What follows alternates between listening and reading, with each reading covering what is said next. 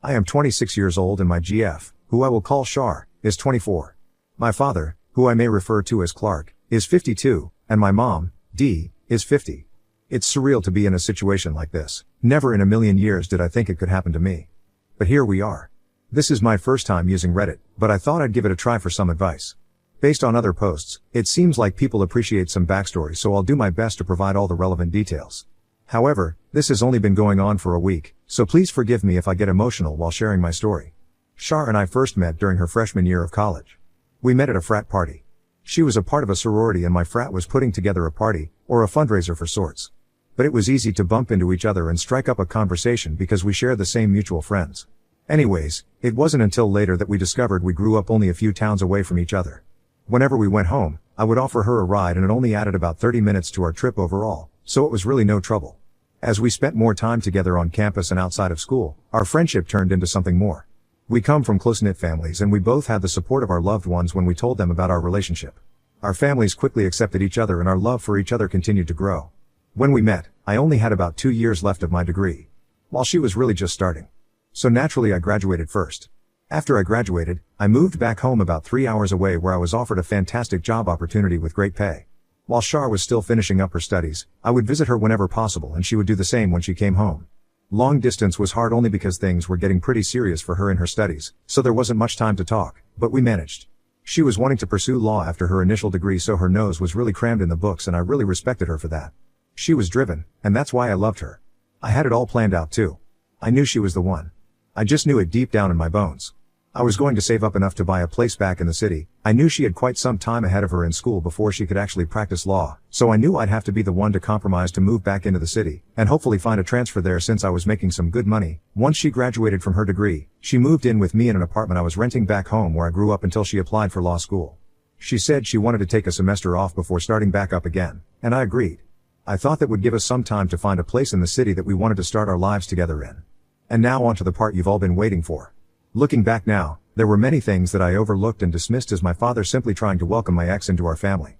Like his constant phone calls to her, which they would brush off as just discussing upcoming family events. One time when Shar was in the shower and her phone rang, I saw it was my dad. I answered and he sounded surprised and upset when he realized it was me. He said he wanted to talk to Shar about something she said she needed help with. I asked him what it was and he said it was something around the apartment that she said she asked me to fix, but I just didn't get around to. I sort of laughed and said, okay. I feel like there could have been something I maybe missed, but I don't ever remember her asking me to fix anything. Usually I'm pretty good with that sort of thing. He said that maybe he was mistaken and we ended the call after a minute. Looking back now, I can't believe I didn't see the signs sooner. It was just another normal day when I found out. Shar usually made us breakfast before I left for work. She gave me a kiss goodbye and told me to have a good day just like every other day. During my drive to work, I remembered some important paperwork that I had forgotten for a meeting at 2 p.m. I brushed it off and planned to go home during my lunch break to pick it up. Throughout the day, Shar texted me mundane things like what we should have for dinner and that she did the laundry. She said something like we should go to the new bakery that opened up in town to try some of these gourmet cookies. When lunchtime rolled around, I didn't bother telling her that I was coming home because it was just going to be a quick in and out and she usually took the time to study for her LSAT test, so I left work without saying anything and headed home. As I pulled into the parking lot of our building, I noticed a truck that resembled my father's in visitor parking. But I didn't think much of it and just went inside. I figured that maybe he had cleared things up with Shar on what I had missed fixing and they were sorting it out. I also thought that I wasn't going to hear the end of it from Shar or my father for this one. Not that she nagged me or anything, but just that I was too busy for her, or that's the last time she trusted me to do anything around our home. That and the whole emasculating thing, having to get your dad to come to the rescue, didn't really sit well with me. Anyways, I opened the door and to my surprise, there was a trail of clothing leading to our bedroom. My father's work boots were at the front door. His pants sprawled out. Her clothes all over. Her black bra. Pink G-string. Then came the sound of moaning. Well, that's not a sound you want to hear coming from your own father, but I knew it was him right away. I felt sick to my stomach. I don't know why, but I had to see it for myself. I took out my phone to record because I knew no one was going to believe me. It just felt like autopilot. I gathered all the clothes on the floor in one hand and my phone in the other. Then I walked down the hallway, recording as I walked to our bedroom. The door was open, and I stood there for about a minute before throwing their clothes onto them as they were going at it. They both looked at me. I'm looking at my father bare naked with nothing but his socks on, just boning my girlfriend, the love of my life. In that moment, it was just too much for me to handle. My father noticed I was recording and panicked, trying to cover himself up while telling me to stop recording. Shar was throwing pillows at me. He reached for my phone, but I pushed him back and he fell into the dresser and then onto the ground. Shar shrieked in surprise. Then I turned my camera towards her. I was like, how could you? What do you have to say for yourself? And then a bunch of things that a parent would say to their child, scolding them. My father scrambled up after trying to put his clothes back on and I told them that I just needed to grab something for work and then I'd be heading back after working my SS off for her and our future. Then I said but who knows what the future holds now. I said something to the effect of she just shit all over my life and made a fool out of me. I said if either of them were still here when I returned, I would be sending this video to everyone they knew. Then I ended the recording. I put my phone in my pocket and I told him he was dead to me. I told him I can't wait to tell Mom. And then he got up, furious, and said that he couldn't tell her. He lunged at me, trying to get my phone out of my pocket, and I told him I'll send the video to her right now if he lays another hand on me. So then he let go and started pleading to me to not say anything and that they'd never do it again. I told him that I'm giving him the opportunity to tell Mom what he's been doing with my girlfriend. I said Mom's finding out either way. I sat in my car, trying to compose myself as I received a call from one of my bosses at work asking where I was. I hadn't realized how long I had been sitting in the car for. But I assured her that I was on my way back. I had gathered what I needed and told her that I was on my way to the office. But as soon as I walked in, she could tell something was wrong just by looking at me. I brushed off her concern, insisting that it was nothing and that I would be okay, and that I was looking forward to the meeting. Still not buying it, she asked for an explanation and I showed her the video on my phone. She watched silently, realizing that not only was my GF cheating on me, but it was with my own father. The one guy I had always trusted the most. Offering to help in any way she could, she suggested I take some time off. She said they'd be fine in the meeting without me and that she'd understand if I wanted to take some time off. But I declined, telling her I just needed a minute and that the best thing I could do right now was get my mind off of things and rock this meeting that I prepped really hard for. Putting on a fake smile for everyone during the meeting, I pretended like everything was normal. My boss couldn't understand how I could put up such a front, and I told her that I had to. I had to have control over something because it felt like the rest of my life was falling apart. She said if I needed a place to stay, her and her husband had a basement suite available. Before you think she's hitting on me, she's not. This kind, sweet woman is in her 60s and she's like a second mother to me. I thanked her and I told her that I'd let her know. I felt sick as the day went on. I was dreading going back to the apartment. I didn't want to see her. I hoped to God that my father wasn't there still. I kept checking my phone to say if there was any missed calls or texts, but there was nothing from Shar or Clark or my mom. I don't remember the drive home. But when I came home, the weight of everything hit me and I just cried in my car for a really long time before going upstairs.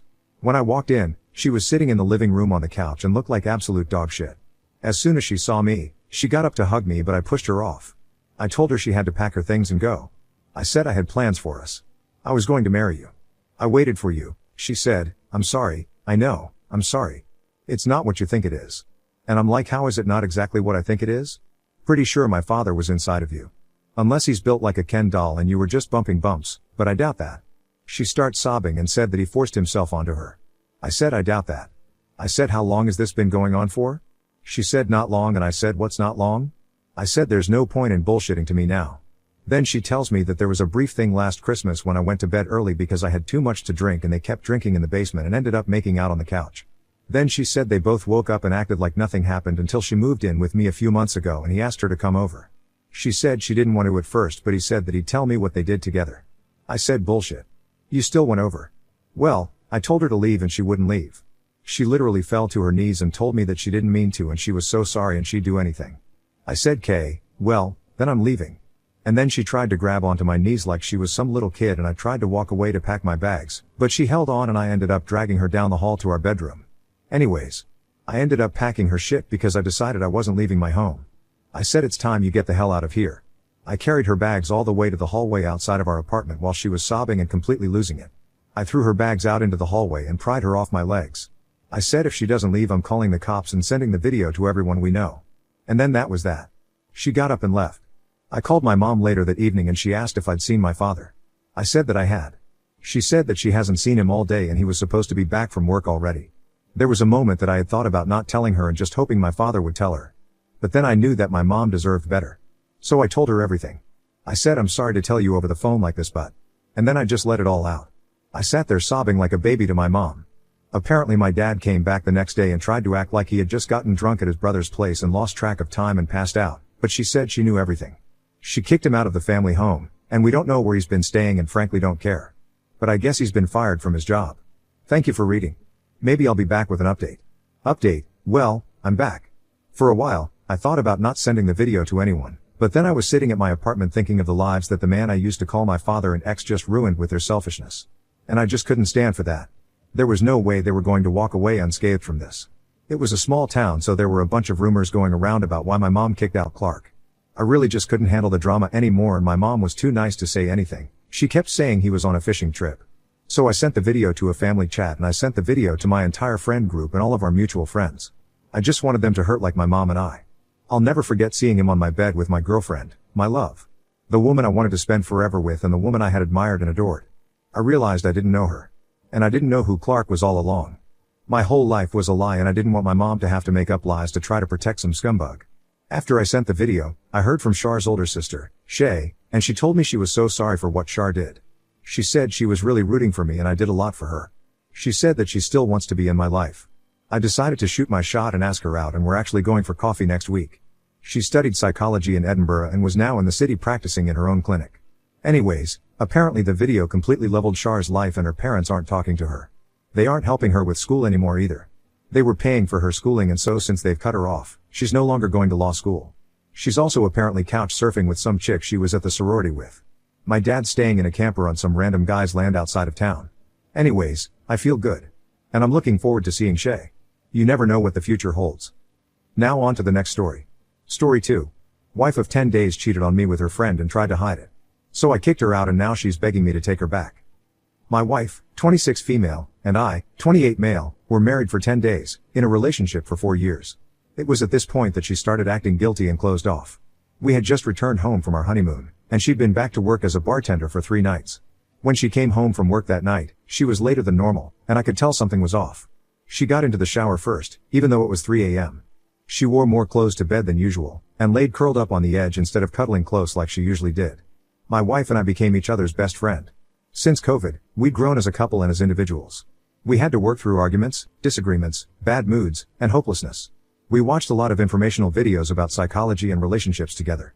Sometimes it caused a hot discussion, but my wife actually started to acknowledge that she believed too often that she was right, and refused to hear me out on sensitive topics. She always wanted us to be honest with each other, even if it was about us downloading a social media app. We had permission and the ability to check each other's phones. I had a video channel from when I was a teenager, and I honestly forgot about it until 3 years into our relationship. When she discovered this old channel, she freaked out on me. She accused me of lying by omission because I never told her about it. I told her she was overreacting because it was old, and I forgot about it. She did not want to hear that she was overreacting. It's like that's all she heard.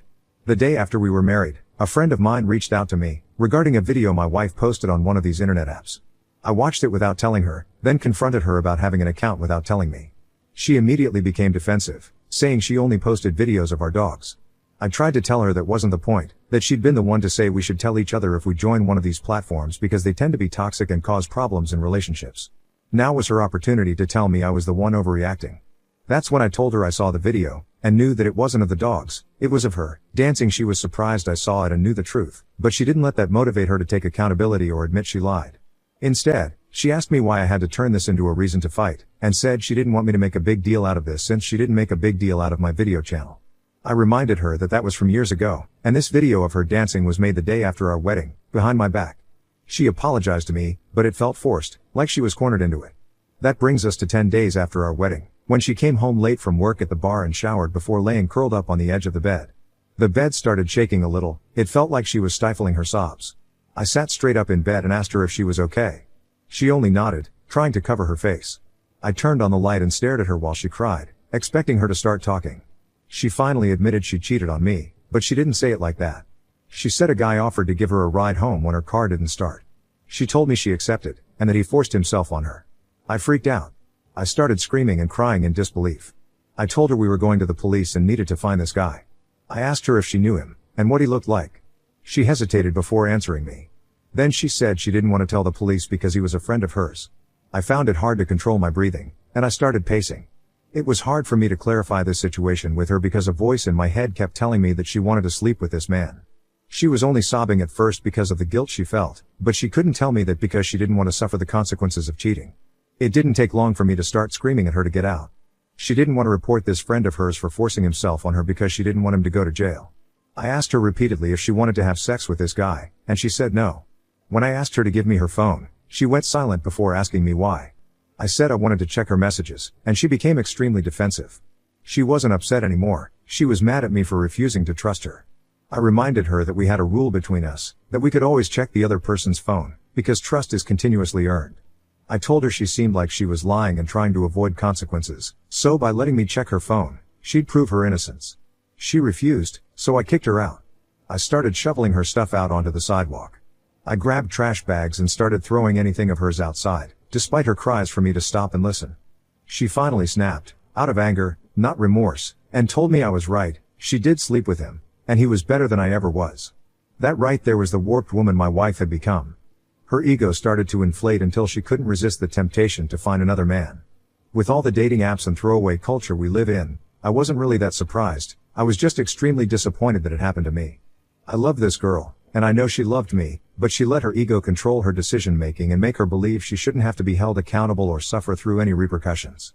After the dust settled, I started my own channel, talking about this crisis and how women today are being told they don't have to compromise, respect, or honor their man. As a matter of fact, many women today foolishly believe they don't need a man or any man at all in life. I became pretty popular, which only made my ex jealous and remorseful. Months after I kicked her out of the apartment, she started begging my forgiveness. She wants to get back with me badly, and tells me every day that I was and am the man she's meant to be with.